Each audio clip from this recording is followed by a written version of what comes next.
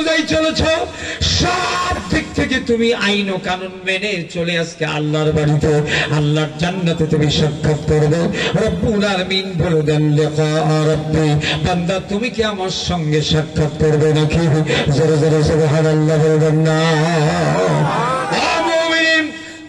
চোখের জ্যোতি আমি লক্ষ্য করেছি। এরপরে আমি কবরের ভিতরে নেমে পড়লাম, কবর থেকে উঠে পড়লাম, কবরটা চাপা দেওয়া হলো। এই কবরওয়ালার বাড়ির দিকে আমি রওনা করলাম। হাত্তা তাস্তানিসু ওয়া তুসাল্লিমু আলা আহলিহা, যেহেতু কোরআনে কারীম নির্দেশ করেছে কোন মুসলমানের বাড়ির মধ্যে যদি প্রবেশ করতে চায় তাহলে সে সালাম করবে, সালামের জবাব পাওয়া গেলে বাড়ির মধ্যে ঢুকবে, সালামের জবাব না দিলে অপেক্ষা করবে অথবা দরজা থেকে চলে যাবে। আমরা কি এই আইনটা সবাই ফলো করি নাকি? বিয়ান সাহেবের বাড়ির ভিতরে গলা খেকরানি বাদ দিয়েই ঢুকে পড়ে। দেবর ভাবির কাছে যখন চলে যায় বাড়ির মধ্যে গলার ভিতরে কোনো খেকরানি সালাম বিনিময় হয় না। স্বামীও তার স্ত্রীকে সালাম দেয় না, স্ত্রীও স্বামীকে সালাম।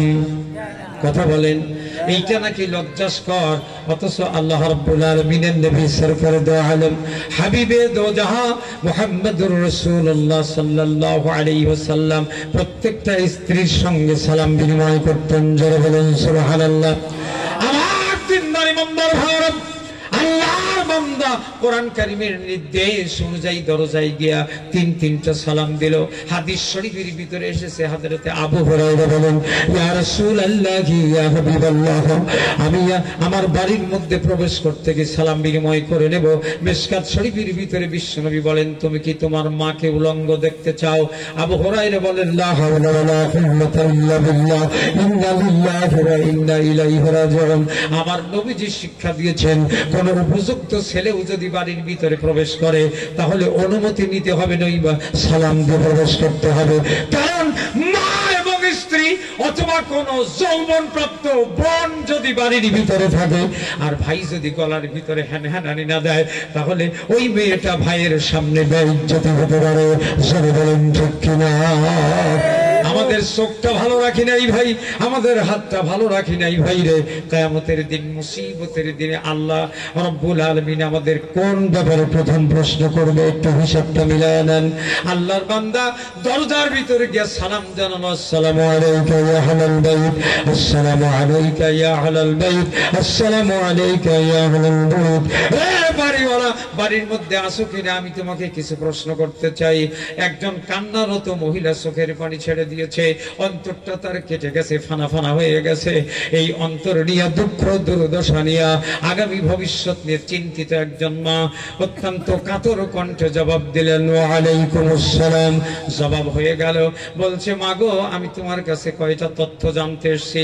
তোমার স্বামী তো একজন রিকশাওয়ালা ছিল, সাধারণ রিকশাওয়ালা। বলে, হ্যাঁ। আল্লাহর বান্দা বলছে, বাবা তোমার স্বামীর কবরটা খনন করার পরে ওই কবরের ভিতরে মেশকের গন্ধ হওয়া যায়। মহিলা চোখের পানি ছেড়েছে, চোখের পানি ছেড়ে বলছে, বাবারে আমার স্বামীর সঙ্গে আজকের থেকে 30 বছর আগে আমার বিয়ে হয়েছিল। এই 30টি বছরের ভিতরে কোনদিন আমার স্বামীকে আল্লাহর কসম করে বলি 5 ওয়াক্ত নামাজ তরক করতে দেখি না। وعن مرة الجهني رضي الله تعالى عنه قال جاء رسول إلى رسول الله صلى الله عليه وسلم। হযরত মুররাত আল-জুহানী রাদিয়াল্লাহু আনহু তিনি বলেন, আমি মসজিদে নববীতে একজন মানুষকে প্রবেশ করতে দেখলাম। বিশ্ব নবীর দরবারে তিনি চলে গেলেন, আমার নবীকে দেখে বললেন, আরাআইতা ইন শাহিদতু আল্লা ইলাহা ইল্লাল্লাহ। এটা জোরে বলেন সুবহানাল্লাহ। আর জোরে বলেন আল্লাহু আকবার। ভাইবাসী, একটা রাত শুধু একটু কষ্ট করে দিনের কথাগুলি গ্রহণ করতে হবে। আল্লাহর নবী বলেছেন, তাদারাসুল ইলমি সাআতাম মিনাল লাইল খায়রুম মিন ইয়াহওয়াহা। আল্লাহর নবী বলেন, 1 ঘন্টা কাল ইলম চর্চা করা সারা রাত্রি দাঁড়িয়ে দাঁড়িয়ে নফল নামাজ পড়ার চেয়ে বেশি সওয়াব। একটা রাত একটু কষ্ট করেন, চোখটারে বলেন একটু তাকিয়ে থাক, অন্তরটাকে বলেন একটু দিলটা খুলে দে, আর মনটাকে বলেন কন্ট্রোল হয়ে যা, মাথাটাকে ঠান্ডা রাখেন, কথাগুলি গ্রহণ করেন। একটা কথা যদি কাজে লাগে আল্লাহর জান্নাত আপনার জন্য ওয়াজিব হয়ে থাকবে। ওই লোকটি বলছে, ইয়া রাসূলুল্লাহ আমি আপনাকে দেখতে পাচ্ছি আর সাক্ষ্য দিচ্ছি আশহাদু আল্লা ইলাহা ইল্লাল্লাহ, আল্লাহ এক এবং অদ্বিতীয়, আল্লাহ ছাড়া পৃথিবী পরিচালনা কেউ করেন না। লাহু মাকালিদুস সামাওয়াতি ওয়াল আরদ, আসমান এবং জমিনের একমাত্র মালিক হলেন আল্লাহ। জোরে বলবেন আল্লাহু আকবার, আরো জোরে বলুন আল্লাহু আকবার। আমি সাক্ষ্য দিচ্ছি আল্লাহ এক, ওয়া আন্না মুহাম্মাদান আবদুহু ওয়া রাসূলুহু, আপনি হলেন আল্লাহর বান্দা এবং রাসূল, বান্দা এবং রাসূল। বিতর্কে আমি করতে চাই না, এই আলোচনা আজকে যেতে চাই না, কবরস্থানের কথা বলতে এসেছি। আপনার বিশুদ্ধ ঈমানটা কেমনে হবে সেই কথা শোনাই। আল্লাহর বান্দা বলছে আপনি অবশ্যই বান্দা এবং রাসূল।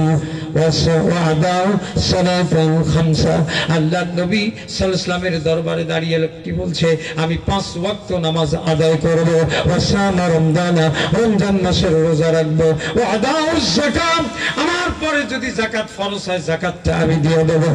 আল্লাহর নবী সাল্লাল্লাহু আলাইহি ওয়াসাল্লাম আপনি আমারে বলে দেন রব্বুল আলামিন আমার জন্য এই কয়টা 5টা সিদ্ধান্ত নেবার কারণে, এর সঠিক আমলের কারণে আমার আল্লাহ রব্বুল আলামিন আমাকে কি নিয়ামত দিয়ে ধন্য করবেন।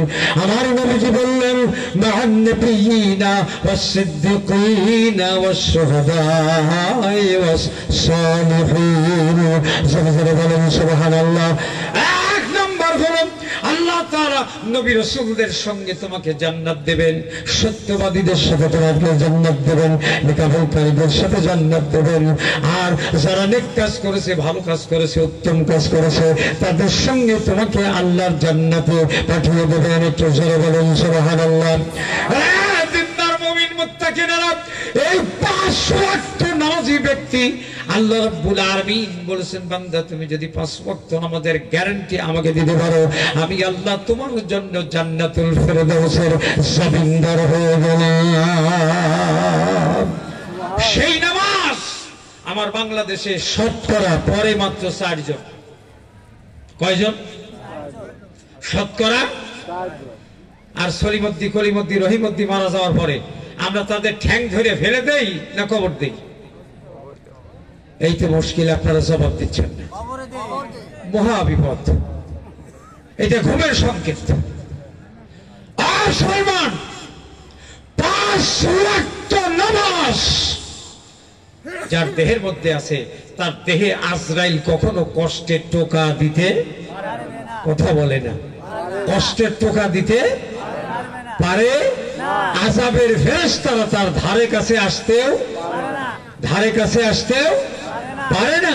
কারণ এই কপাল আর এই নাকটা সেজদা দিয়ে আমার মাওলারে খুশি করেছে।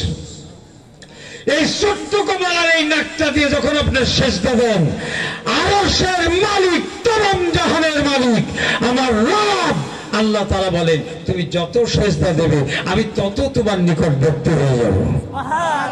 নিকটবর্তী হতে হতে এত নিকটে চলে যাই, ওয়া নাহনু আকরাবু ইলাইহি মিন হাবলিল ওয়ারিদ, আমি তোমার এই শাহরগের নিকটে চলে যাই, যে কল্লাটা তোমার রগের পরে দাঁড়িয়ে আমি ওই রগের সেও তোমার নিকটবর্তী হয়ে যাই।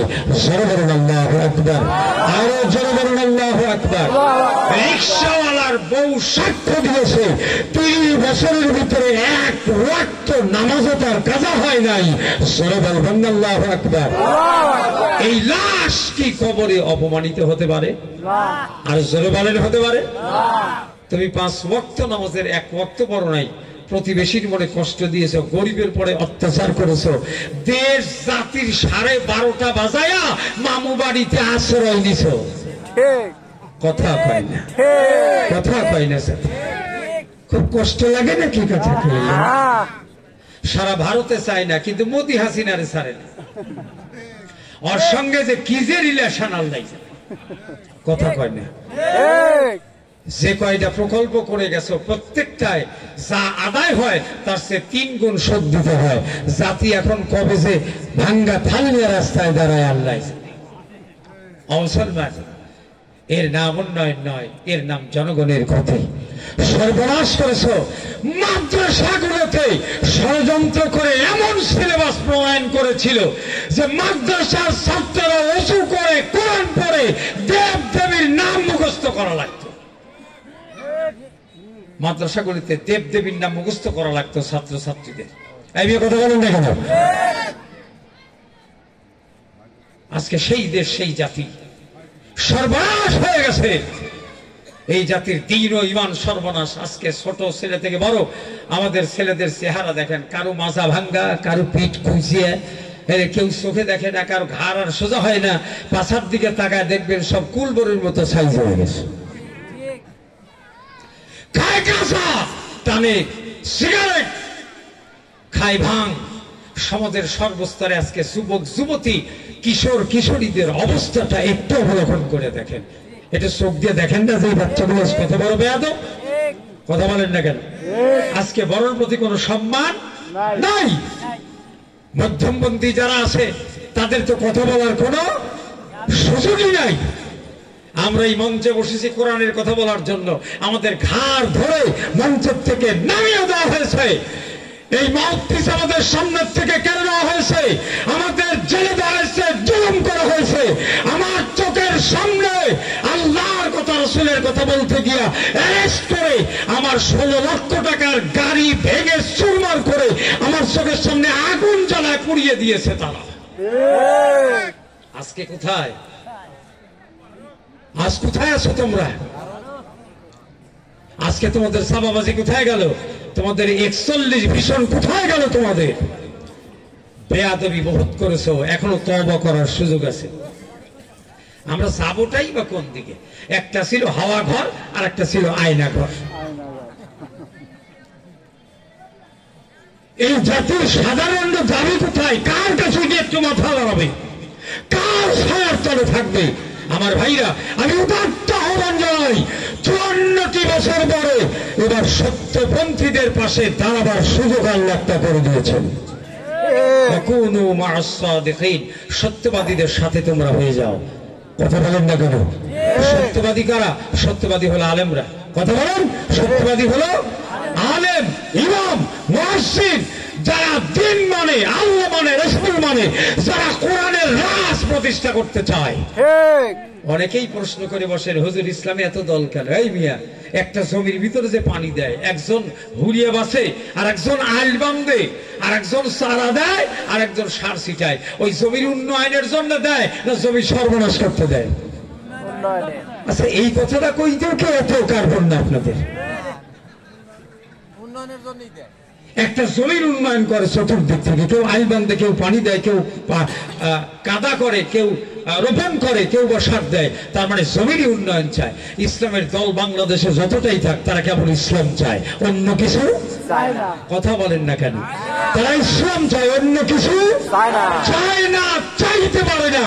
একজন আলেম হয়ে যদি জাতীয়তাবাদের দলে থাকে, একজন আলেম যদি ধর্ম নিরপেক্ষতার দলে থাকে, তাহলে বুঝবেন সে আলেম নাই, মুনাফিক হয়ে গেছে। সে খাঁটি মুনাফিক, এতে কোনো সন্দেহ নাই। আমার ভাইয়ের, কবরের ভিতরে শান্তি কেন আসবে না? কেন আসবে না? কবরের ভয়টা কেন? ক্ষোভ কেন? আর আপনি মনে করছেন যে আমার বাপ নামাজ কালাম হজ যাকাত কিছু যাই করুক না করুক, 40 দিনে 2টা গরু আর 14টা ছাগল জবাই করে 32 মোল্লা দাওয়াত দিয়ে 33 মন দোয়া করে দেবো, তাতেই 14 গোষ্ঠী চন্ডী ভাইয়া যাবে। শিখাইছে কে এগুলো? আপনার এইগুলা কে আপনারা শিখাইলো? দোয়া কিভাবে করবেন, দোয়া কেমনে কাজে লাগে, এখানে হাদিস আছে, আমি পড়ে শোনাচ্ছি আপনাদের। আল্লাহর বান্দা, আল্লাহর বান্দি বলছে, 30 বছরের ভিতরে আমার স্বামী আল্লাহর কসম করে বলছে সে নামাজ কাজা করে নাই। সুবহানাল্লাহ বলবেন না? আল্লাহ রাসূল বলেছেন ওই ব্যক্তি উত্তম যে তার স্ত্রীর সাক্ষীতে উত্তম।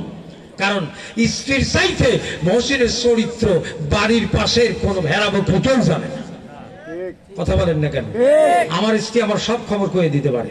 আমার স্ত্রী যদি আমার সার্টিফাই করে তাহলেই বেহেশত। মনে করবেন না যে হোটেলের মাও কাজে লাগবে না। আল্লাহর বান্দা বলল, হুজুরগণ উনি শুধু 5 ওয়াক্ত নামাজ পড়তেন না, ওনার ভিতরে কয়টা বৈশিষ্ট্য ছিল। 1 নাম্বার বৈশিষ্ট্য হলো জুমার দিনে তিনি কোনোদিন গাড়ি চালাতেন না। সুবহানাল্লাহ বলবেন না? জুমার দিনে, এই দিনটার মর্যাদা হাদিস শরীফের ভিতরে এত বেশি দেওয়া হয়েছে। হুয়াল ইয়াউমুল লাযী সুমিআ ফীহি আবুকুম, আমার নবীজি বলেছেন তোমাদের পিতা আদম আলাইহিস সালামকে জুমার দিনে একত্রিত করে জান্নাতের ভিতরে তাকে সৃষ্টি করা হয়েছে। আমাদের আদি পিতা আদম সৃষ্টি হয়েছে জুমার দিনে। সুবহানাল্লাহ কইতে লজ্জা করে? এই জুমার দিনকে তিনি অত্যন্ত মর্যাদা দিতেন। এমনি তো তিনি 5 ওয়াক্ত নামাজের জন্য যখন রাস্তায় বের হয়ে যেতেন, আর মসজিদের মিনার চড়ে যখন আজান হয়ে যেত, ইজা নুদিয়া লিসসালাতি মিন ইয়াউমিল জুমআহ, আল্লাহর বান্দা 5 ওয়াক্ত নামাজের আজান দেওয়ার সঙ্গে সঙ্গে দুনিয়ার সব কাজ ফেলে দিতেন। যদি প্যাডেল মারতেন মাঝপথে প্যাসেঞ্জার নামিয়ে দিতেন, যদি তুলতেন নামিয়ে দিতেন। আল্লাহর বান্দা নামাজের ওয়াক্তে কখনো গাড়ি চালাতেন না। এতে যে রুজি রুটি হতো তাতেই তিনি সন্তুষ্ট থাকতেন। সুবহানাল্লাহ। অল্পে তুষ্ট তিনি থাকতেন, বেশির চিন্তা কখনো তিনি করতেন না। এই বেশির চিন্তাটা যাদের মাথার ভিতরে ঢোকে, 3টে কাজ তাদের সর্বনাশ করে। হযরতে হাসান বসরি রাহমাতুল্লাহ আলাইহি তিনি বলেন, যেই ব্যক্তি দুনিয়া নিয়ে ব্যস্ত হয়ে যায়, 1 নাম্বার হলো আল্লাহকে ভুলে যায়। কথা বলে না? আল্লাহকে ভুলে যায়। নামাজ রোজার কোনো তোয়াক্কা নাই, যাকাত ফিতরার কোনো তোয়াক্কা নাই। বছরে শুধু একটা কুরবানি করে আর মনে করে আমি মুসলমান। নাউযুবিল্লাহ। সেই কুরবানি করতে গিয়া 72 বিঘা সম্পত্তির মালিক, 3 তলা বাড়ি, ওর ভিতরে 7 ভাগের 1 ভাগ দেয়। সেটাও আবার কিনতে গেলে শগুন খোঁজে যেটা, সেইটা কিনে কোরবানি দেয়। ও আল্লাহর সঙ্গে ফাজলামি করে। প্রত্যেক বছরে 3-4 বিঘা করে জমি কেনে, ব্যাংকের ভিতরে কয়েক লক্ষ টাকা ক্যাশ করেছে। এরপরেও নিজে কোরবানি দেয় না, 7 ভাগে কোরবানি দেয়। তার মানে দায়িত্ব এড়ানোর চিন্তা করে, হক আদায় করে না। আমার কথা বলতে গেলে অনেক কথা বলতে হবে, ছোটখাটো সব কথা থাকে, না হলে তো বোঝাও যাবে না।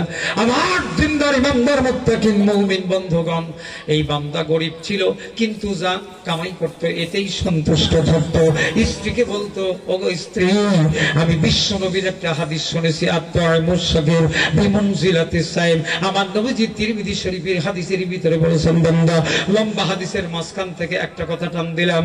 এই দুনিয়ার কোন বান্দা 3 ওয়াক্ত খানা বা 2 ওয়াক্ত খানা বা 1 ওয়াক্ত খানা, এইটা খাইয়ে যদি আল্লাহর প্রশংসা আদায় করে, মনের মধ্যে যদি কোনো কষ্ট না থাকে, দরিদ্র হয়েছে ভিক্ষুক হয়েছে বলে কষ্ট না থাকে, আমার রব বলেন, বান্দা তুমি দুনিয়াতে খাইয়া আলহামদুলিল্লাহ যদি বলতে পারো, কিয়ামতের দিন তোমাকে ওই রাইয়ান নামক যে লাইনটা আসবে রোজাদারের, ওই লাইনের মধ্যে তোমাকে আমি গণ্য করে নেব। জোরে জোরে বলুন সুবহানাল্লাহ। পরের বাড়িতে যাইয়া 1.5 কেজি গোশত খাইয়া কয় যায়, এই একটা খাওয়া হইল নাকি? এরকম ফ্যাসিবাদী আছে না নাই? এরকম ফ্যাসিবাদী নাই? নিজের বাড়িতে মাঝে মাঝে আমার মনে হয় আল্লাহ রাসূল বলেছেন, একজন মোল্লা যখন দাওয়াত খাইতে অন্যের বাড়ি যায়, মোল্লাকে দাওয়াত দিয়েছে গরিব মানুষ, মুরগি জবাই করেছে 1 পোয়াকে, 1 পোয়া মুরগি। ওই বাড়ির ছোট ছোট বাচ্চা ছিল, তারা বলেছে, মাগো মুরগি জবাই করে আলু ভর্তা খাওয়াও। কইলে, হুজুর আসো, হুজুরের সাথে খাবি।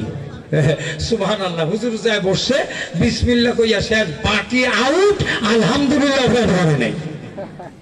কথা কয় না, কিন্তু সুন্নাতটা কি?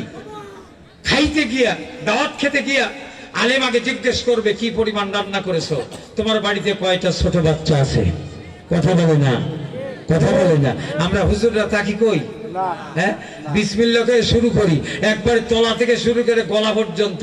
তারপরে মন চাইছে আরো কিছু হলে সেগুলো সবার হতো। আস্তাগফিরুল্লাহ, লা হাওলা ওয়ালা কুওয়াতা ইল্লা বিল্লাহ। নিজেই শুধু খাবেন, নিজেই শুধু পড়বেন, এটার নাম ইসলাম নয়। আপনাকে ওই পরিবারের ছোট বাচ্চার খবর রাখতে হবে। কথা বলেন, কথা বলেন, খবর রাখতে হবে আপনাকে। আপনি বাড়ির গার্জিয়ান, কি পরিমাণ তরকারি বাজার থেকে কিনেছেন, কি পরিমাণ থালে সাইটিয়ে দেন, বউ পাইল না ছেড়ে পাইল, কোনো হুঁশ জ্ঞান নাই। ওরে বেওকুফ, তুই তো হবি ইয়াকুলুনা কামা তাকুলুল আনআম ওয়ান নারু মাসওয়াল লাহুম। আল্লাহ বলেছেন কোরআন সূরা মুহাম্মাদে ওই বছর অন্যের খোঁজ না নিয়া যে খাওয়া খেলো ওটা জাহান্নামের আগুন দিয়ে নিজের পেটটা ভরে নিল। জোরে নাউজুবিল্লাহ বলে, জোরে নাউজুবিল্লাহ বলে। আস্তাগফিরুল্লাহ। খাওয়ার আদব নাই, শুয়ার আদব নাই, বসার আদব নাই, এরপরে সালামের তো আদব নাই, চলাচলের কোনো আদব নাই। এরপরে কয় বাবুরে হুজুর যে দোয়া করছে আমি বারান্দায় আগেই ঘুমাইয়া গেছি, বেহেশতের বারান্দায় ঘুম পাড়তেছে, স্বপ্ন দেখে বেহেশতের বারান্দায় ঘুম পাড়তেছে। খুলনার ফুলতলিতে ওয়াজ করতে গেলাম, এক হাবেশ আর এক হাজি সাহেব এসে আমার বলছে হুজুর বেয়াদবি ক্ষমা করবেন, একটু কানে কানে কথা বলবো। আমি বললাম কানে বলবেন কেন, মাসলা যখন তখন প্রকাশ্যেই বলেন। কয় না খুব শরম করতেছে, আপনার কানেই বলি। সে আমারে কইল যে আমি হজ করে আসার 43 দিনের দিন বিছনায় শুয়ে আছি, স্বপ্নের ভিতরে দেখে শুয়ার আমার মুখ ছাড়তেছে।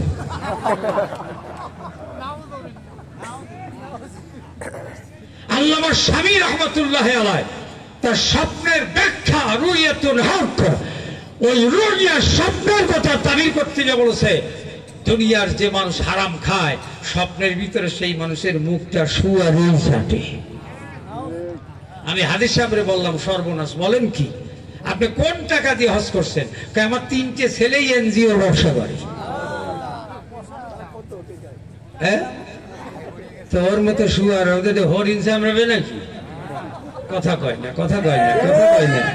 হ্যাঁ, তুমি নামে হাসি, তুমি নামে মৌলানা, তুমি নামে ইমাম, তুমি নামে মুয়াজ্জিন, আর ধান যখন হাটে নাও 7 ধরা নেয় আসল ধান আর 1 ধরা দেয় কাঠিয়ে ধান মিশায়া হাটে বিক্রি করে দুয়া চায় রব্বানা যালামনা। ফেরেশতারা জুতা খুলে অপেক্ষা করে, মরিয়া দেখ গালটা কিভাবে ভাঙি আমি। তুমি খাবা ঘুষ আর নাম নিবে স্যার, মরিয়া দেখ কবরের ভিতরে ছোট বাঁশের গিরা দিয়ে কিভাবে ফাটাই তোর দিকে। কথা কয় না। তুমি মনে করেছো কবরের কাছে একটা দোয়া করলাম গোষ্ঠী সিদ্ধে বেহেশতে চলে গেলে। হ্যাঁ, এতই যদি সহজ হয় তাহলে নামাজ রোজা হজ যাকাত জিহাদ এত কষ্টের দরকারটা কি? হ্যাঁ, তুমি মরে যাও, বাড়ির বলদ জবাই করে শেষ করে দাও, বাস বেহেশতে চলে গেলে। এরকম কোন আয়াত, এরকম কোন হাদিস আছে এখানে কোন আলেম কোন চ্যালেঞ্জ মোকাবেলা করতে পারেন? আল্লাহর বান্দা জুমার দিনের মর্যাদা দিতেন, জোরে জোরে বলুন সুবহানাল্লাহ। আমার ভাইরা মসজিদের ওয়াজ করতে আসে নাই শুধু দৃষ্টান্তের জন্য একটা হাদিস তেলাওয়াত করি।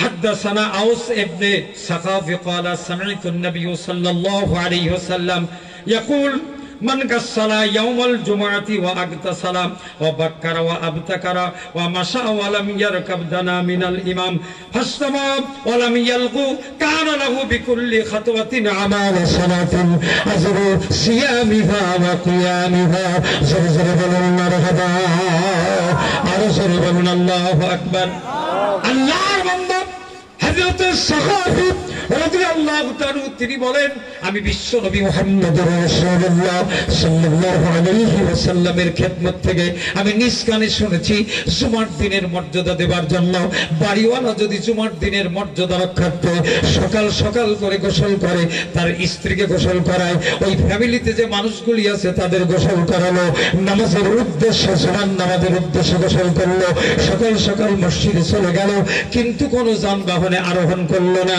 কোনো ঘোড়াতে নয়, কোনো গাধাতে নয়, কোনো টমটমে নয়, কোনো ভ্যান নয়, রিক্সা নয়, কোনো হুন্ডা সাইকেল নয়। জুমার নামাজের মর্যাদা নিজের ভেতরে বৃদ্ধি করার জন্য, আল্লাহর সম্মান মর্যাদা বৃদ্ধি করার জন্য, নিজের ইজ্জত আবরুকে কবরে মিজানে হাসরে বেশি সুন্দর করার জন্য, এই প্রকৃত সম্পদ আহরণের জন্য, এই চিরস্থায়ী সম্পদ আহরণের জন্য সেই জন্য জুমার দিনে পায়ে হেঁটে মসজিদে চলে গেল আর প্রথম কাতারে বসে বলল, ইমামের সামনে বসলো। ইমাম যে কথাগুলি বলল অত্যন্ত গুরুত্বের সাথে শ্রবণ করলো, কিন্তু মসজিদের ভিতরে কোনো কথা বলল না। একটা কথাও মসজিদে বলা যাবে না। মসজিদে ঢোকা থেকে বের হওয়া পর্যন্ত আপনি যদি একটি কথাও না বলেন, কারো কোনো কথার সাড়া না দেন, এক ধ্যানে এক চিন্তা চেতনায় এক আল্লাহ তাআলাকে স্মরণ করে যদি জুমার দিনে ওই নামাজকে সমাপন করে দেন, রব্বুল আলামিন বলেন প্রত্যেকটা কদমে কদমে আমার নবীজি বলেছেন, আমার নবীজি বলেছেন রাহমাতাল লিল আলামিন বলেছেন, উসওয়াতুন হাসানা নবী আমার বলে দিয়েছে উম্মতেরা শুনে রাখো, প্রত্যেকটা কদমে কদমে 1 বৎসরের নামাজ আর 1 বৎসরের রোজার সওয়াব আল্লাহ জুমার দিনে তোমার দিয়ে দেবে। আর একটু জোরে বলুন আল্লাহু আকবার। হুজুর, আমার স্বামী জুমার দিনে রিক্সা চালাতো না, দিনটাকে মর্যাদা দেবার জন্য সকাল থেকে তিনি তৈরি হতেন। এই বৈশিষ্ট্যটা তার ভিতরে ছিল। তৃতীয় বৈশিষ্ট্যটা হলো সারাদিন পর্যন্ত ভ্যান চালাইয়া ক্লান্ত দেহ নিয়ে গোসল করে সুন্দর করে আতর মাখায়া মাগরিবের নামাজ অন্তে কোরআন কারীম তেলাওয়াত করতে বসতেন। সেই 1 পারা কোরআন পড়তেন আর এশার নামাজ পড়ে তিনি ঘুমিয়ে যেতেন হালকা কিছু জিকির করে। 4টে জিকির তার অত্যন্ত প্রিয় ছিল। এই 4টে জিকির আমি আজকে আপনাদের শেখাবো ইনশাআল্লাহ। আমার জিন্দার ইমানদার ভাইরা, আল্লাহর বান্দা সকালবেলা কোরআন কারীম তেলাওয়াত না করে কাজে বেরোতো না, আর রাতের বেলা কোরআন তেলাওয়াত না করে ঘুমাতো না। সুবহানাল্লাহ। একটা লোক হাত তুলে কন্ত যে আমি সকালবেলা 1 পারা কোরআন পড়ি। মাদ্রাসার হাফেজরাবাদ আছেন কেউ? আমি জানি এশার নামাজের পরে নামাজই তো পড়ে না। কয়েকদিন মা খুব কষ্ট লাগতেছে, আজকে কাজে যা হয়েছে, মানে যদি কুহানি না আসে তাও কুহায়। আর কিছু আছে জন্মে অজুও, ওই যে একটা গল্প বারবার আমার মনে পড়ে।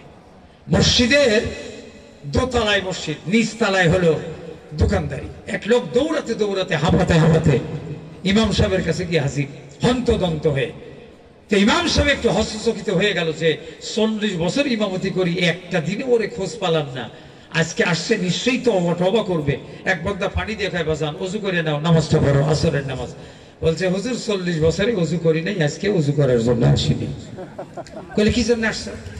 কইল যে খুব বেকায়দা, এত মুসিবতে পড়ে গেছি যে আমি হলো মদের দোকানদার। কিসের দোকানদার? এটা হালাল হারাম?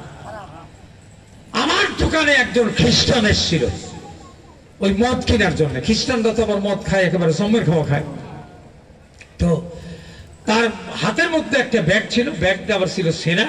ব্যাগ কর লোকটা যখন মদ দিতে হাত লম্বা করেছে, ওই ব্যাগের ভিতর থেকে 3 টুকরা শুয়ারের মাংস পর্বিত পর ওই মদের মধ্যে পড়ছে। আমি দৌড়াইছি আপনার কাছে, ফতুয়া দেন যে এটা হারাম হয়েছে না হবে। কথা বুঝে আসছে? কথা বুঝে আসে নাই এখনো?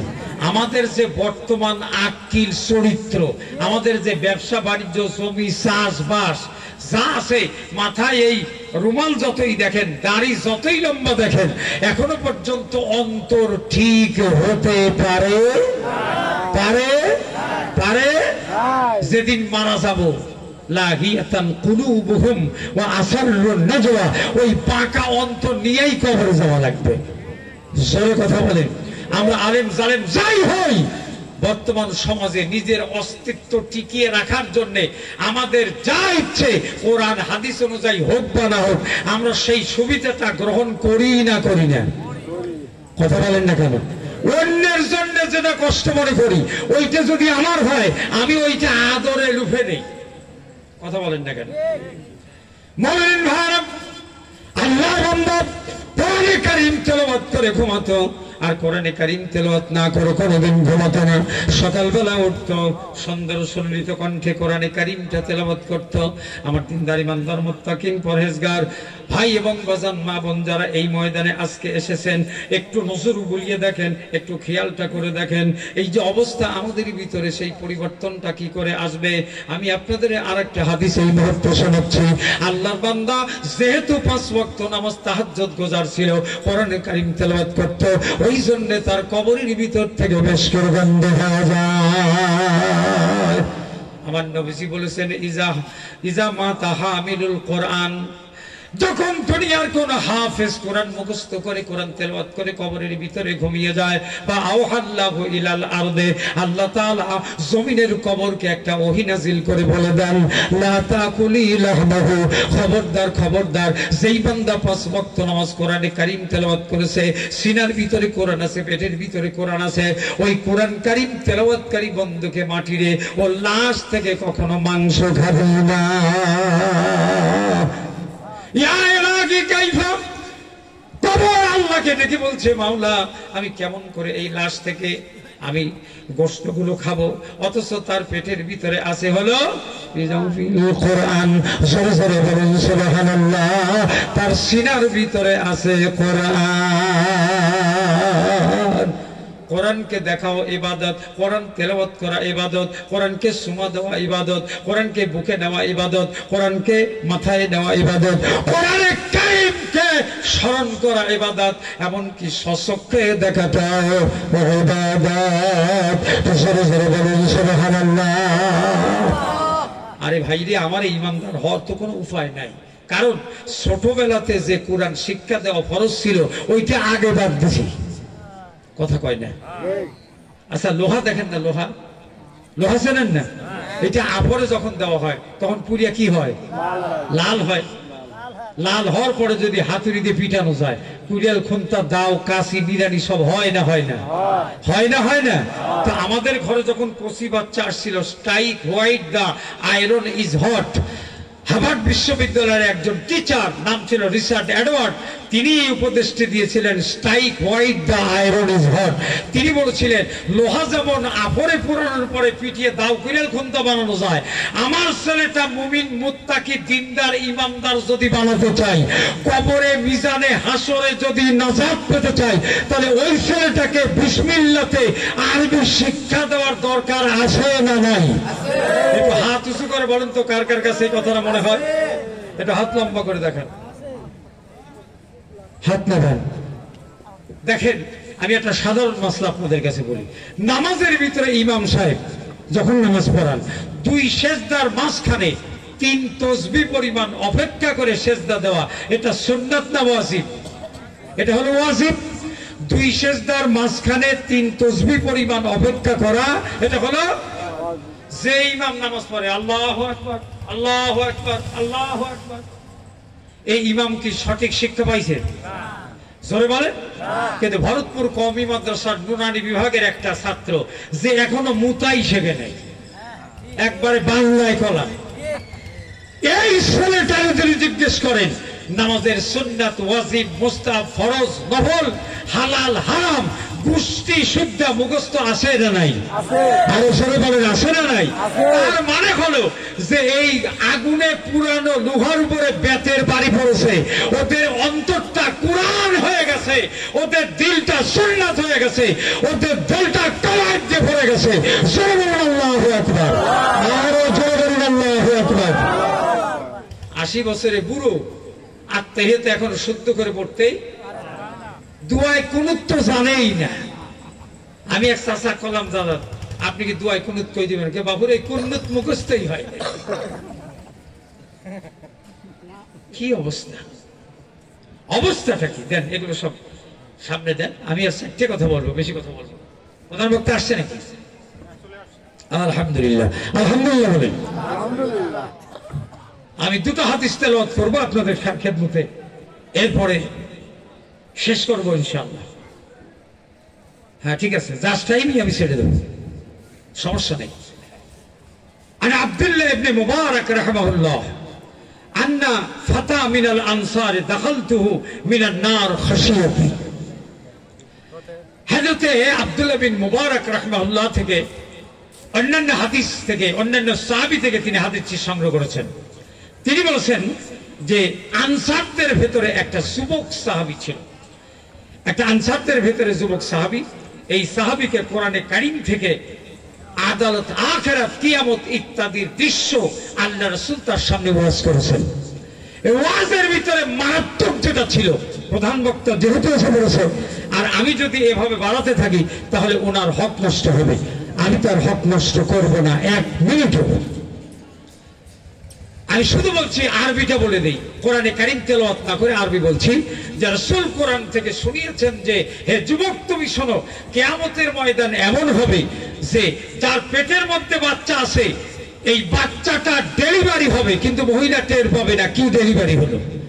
তাহলে বিষয়টা কত বড় সিরিয়াস আপনি একটু চিন্তা করেন। এরপরে মানুষেরা পাগলের মতো ঘুরবে, ওয়া আনতুম সুকারা, আসলে তারা পাগল না। আবার যে মা তার বাচ্চাকে বুকের দুধ খাওয়াচ্ছিল, কিয়ামতের সিংহার ফুৎকার যখন হবে তখন দেখা যাবে ওই মা তার বাচ্চাকে বুক থেকে ছিটকে ফেলে দেবে, সে বুঝবে না যে আমার বুক থেকে বাচ্চাটাকে আলাদা করে দিলাম। অবস্থা কি হবে চিন্তা করে। হযরত আনসার সাহাবী এই দৃশ্যটা বিশ্ব নবীর জবানে যখন শুনেছেন তিনি বিশ্বস্ত হয়ে গেলেন, ঈমান আনলেন। আল্লাহর বান্দা ফাকানা ইয়াবকি ইনদা যিকরিন নার, এই যে জাহান্নামের বিভীষিকাময় আগুনের কথা বিশ্ব নবী বলেছে, জাহান্নামের যে মারাত্মক ধরনের আগুনটা হবে হুতামা, ওয়া মা আদরাকা মাল হুতামা। এই সমস্ত কথাগুলি বিশ্ব নবীর জবান থেকে শুনবার পরে যুবক অত্যন্ত হতাশ হয়ে পড়লেন। যুবকের ভিতরে পরিবর্তন এসে গেল। সকালে সন্ধ্যে সর্বদা সব জায়গায় শুধু কান্নায় ভেঙে পড়েন জাহান্নামের ভয়ে। হাত্তা হাবাসাহু যালিকা ফিল বাইতে, এমনকি সে বাড়ির ভিতরে প্রবেশ করে তার ঘরের দরজাটা আটকে দিয়ে কান্না করতে শুরু করলো। ফাসুকিরা যালিকান নবিয়্যু ফাযাআ ফিল বাইতে, আল্লাহর নবী ওই যুবক সম্পর্কে জিজ্ঞাসা করলেন। অন্যান্যরা বলে দিল যুবক এই পরিস্থিতি হয়েছে জাহান্নামের ভয়েতে দরজা বন্ধ করে শুধু কান্দে আর কান্দে, শরীরটা শুকিয়ে গেছে, পণ্ডর রোগীর মতো হয়ে গেছে। সে তাকাতে পারে না, কাউকে দেখে না, কারোর সঙ্গে কথা বলে না, কারোর সঙ্গে কোনো সম্পর্ক নাই, শুধু জাহান্নামের আগুনের ভয়তে কান্দে কান্দে আর কান্দে। আল্লাহর নবী সরকার দো আলম এই যুবকের কথা শুনে তার বাড়ির ভিতরে হাজির হয়ে গেলেন।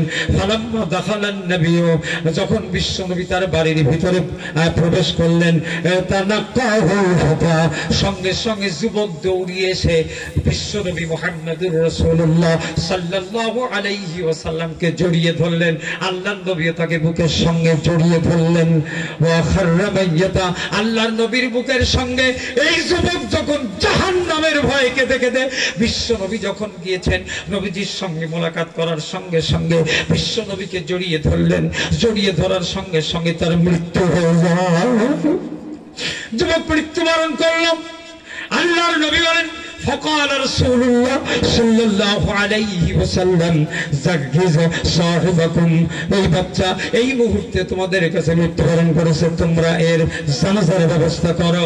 ফাইনাল ফারাকা মিনান নারে ফালিজাকাবিদাহু, আল্লাহর নবী বলেন এই যুবকের অন্তরটা জাহান্নামের ভয়তে কাগজ কাটলে যেমন টুকরা টুকরা হয়ে যায়, জাহান্নামের ভয়তে এই যুবকের কলিজাটা টুকরা টুকরা করা কাগজের মতো হয়ে গেছে। মুসলমানেরা, আমাদের অন্তর মৃত্যুর জন্য মোটেই কাঁদে না, কোনোদিন মৃত্যুর চিন্তা আমরা করি না। এই যে হাজার হাজার লাশগুলো কবরস্থ করি, হাজার হাজার লাশের জানাজা করি, হাজার হাজার আমরা ব্যাপার খাই, এরপরে মৃত্যুর কথা ভাবনা করতে আমরা পারি না। বিশ্বনবী এই জন্য বলেছেন এই দুনিয়ার এই ক্ষণস্থায়ী দুনিয়াকে তোমরা ছেড়ে দাও, আর চিরস্থায়ী জগতের জন্য তোমরা 4টে কাজ করো। একটু জোরে বলুন সুবহানাল্লাহ। প্রধান বক্তা যেহেতু এসে পড়েছে, আমি আপনাদের কাছে ইনিয়ে বিনিয়ের ব্যাখ্যা দিতে পারছি না, অল্প সময় কথা বুঝতে হবে। ইস্তাগফিরু মিনাল বাকিয়াতিস সালিহা, আল্লাহ নবী বলেছেন বন্ধু ক্ষণস্থায়ী দুনিয়াতে কিছুই থাকবে না রে, দালান কোঠা স্বর্ণের বাড়ি কিছুই থাকবে না, শূন্য হাতে কবরে যেতে হবে। যদি আখিরাতের জগতের সম্পদ নিয়ে ওই সম্পদের বিনিময়ে জান্নাত চাও, তাহলে তোমরা কওয়ালাত তাসবিহ, তোমরা বেশি বেশি সুবহানাল্লাহ সুবহানাল্লাহ তেলাওয়াত করো। আমার জিন্দারাত ও তাহলিল, আর তোমরা কালমা শরীফ তেলাওয়াত করো লা ইলাহা ইল্লাল্লাহ। হযরত মুসা কালিমুল্লাহ বলেন মাওলা এমন একটা জিকির আমারে শেখাও যেই জিকিরটা আমাকে জান্নাতুল ফেরদাউসে গমন করাবে। আল্লাহ রাব্বুল আলামিন বলেন মুসা রে তুমি লা ইলাহা ইল্লাল্লাহ করো, এই লা ইলাহা ইল্লাল্লাহ তোমাকে জান্নাত পর্যন্ত পৌঁছে দেবে। জোরে বলেন সুবহানাল্লাহ। ওয়া তাহমিদু, পরে তুমি আলহামদুলিল্লাহ বেশি বেশি তেলাওয়াত করো। আলহামদুলিল্লাহ যদি আপনাদের কাছে করতে চাই, আল্লামা রফরবি রাহমাতুল্লাহ তার কিতাবের ভিতরে মাআল্লাহ ওই কিতাবের ভিতরে বলেছেন আলহামদুলিল্লাহর ভিতরে 100টা ফায়দা রয়েছে। 1 নম্বর ফায়দা হলো বান্দা যখন আলহামদুলিল্লাহ ওর নামটা তখন বেহেশতের ভিতরে ছড়িয়ে দেওয়া হয়। এরপরে বলেছেন তারপরে বলো লা হাওলা ওয়ালা কুওয়াতা ইল্লা বিল্লাহ। এই 4টে জিকির যদি তোমার স্মরণে থাকে, মনে রেখো মরণে উপায় নাই, জান্নাত জাহান্নামের কোনো চিন্তা তোমার নাই। ওয়ালা খাউফুন আলাইহিম ওয়ালা হুম ইয়াহজানুন।